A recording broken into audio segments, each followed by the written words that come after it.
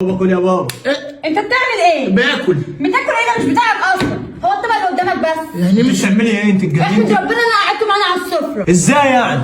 يعني زي ما سمعت يا محمد. يعني انت مش عايز اكل يعني ولا ايه؟ لا ويحمد ربنا اصلا انه بياكل معانا نفس السفره. خلاص يا ابني يابا خلاص يابا يابا عشان تاكل معانا يابا انت بتهزر. انا مش عايز يا ابني.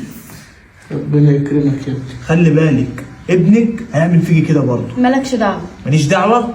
كل انت الاكل وانا هجيب اخوك واختك عشان يشوفوا اللي حصل ده، ولو ما حلوش هطلعك فوق يبقى ايه؟ اقعد انت وابنك مع نفسك. اهلا وسهلا. قولي لوحدك بقى. انت قلت انا مش متربيه يا هدير. ليه؟ ماشي عشان اللي انت عملتيه مع الراجل ده، الراجل محترم والراجل ده لا حول ليه ولا قوه، ليه تعملي معاه كده؟ ده لقمته هتنقصي؟ والله يا هند انا ما كانش قصدي اللي انتوا فهمتوه. انا عملت كده عشان انا تعبت، انا على يا وش بنتي. ولاده وباخده من اتنين مش يا قادره، بنتي كنت ده عايزاه جوزك يحس كويس على معاكي. دمه. يا بنتي ده جوزك كويس معاكي. يا هند انا ما اعرفش كنت عايزاه ايه ده. يحس على دمه عشان يروح عند على بنته فكره لحد يا ما فوق. هدير انا حمايه كنت بعمل معاه كده واوحش من كده. عارفه لما مات قسما بالله انا حسيت بالفراغ في البيت.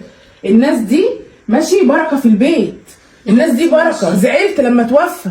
ماشي وانا ما بكرهوش، انت عارفه ان انا بحب عم علي، بس انا تعبت، انا مش قادره اخدمه، انا خايفه اثر معاه في حاجه، فعشان كده عملت كده يمكن يروح عند بنته، ولما ابقى كويسه هبقى راضيه.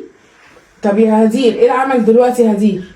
ايه العمل؟ هينفع انت تخسري بيتك؟ انا تعبت عاجبك اللي انت عملتيه ورا ده يعني دلوقتي؟ يا محمد، انا ما كانش قصدي ومش هينفع ان انا اطرده، انا مش قادره على خدمته دلوقتي، لما ابقى كويسه عيني هخدمه، بس انا فعلا دلوقتي مش انا قادره. عايز افهم حاجه، هو انت شويه الاكل اللي بتعمليهم ما احنا مش بناكل منهم احنا الاثنين؟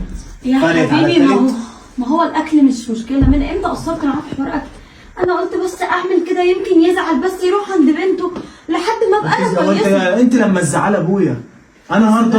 ده ابنه يا ما كانش حبيبتي. قصدي زي ما انتوا فهمتوا، انا بس كان قصدي ان انا خايفه اقصر معاه في حاجه ويرجع يزعل مني بطريقه اكبر من بصي يا كده. هدير. عايزين نعمل الراجل بما يرضي الله، الراجل كويس والراجل حنين عليكي. بص انا اقول لها كلمتين.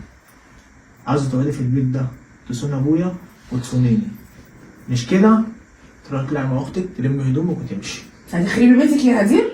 اكيد لا يعني. عاوزه ايه؟ اختاري دلوقتي. خلاص يا محمد حقك عليا. تطلعي تبوسي على دماغ ابويا. لا اعتذري له يا هدير. هتطلعي اعتبريه ابوكي. لو ابوكي هتعملي معاه كده هترضي لحد يعمل معاه كده؟ حاضر. اطلعي يا هدير، ربنا يهديكي. معلش يا محمد حقك عليا والله، انا مش عارفه اقول لك ايه. مفيش حاجه. خلاص اختها جت وقالت لها كلام فيه كفايه، انا داخل انام. يابا لا خلاص تعبت. حقك عليا يا محمد، حقك عليا.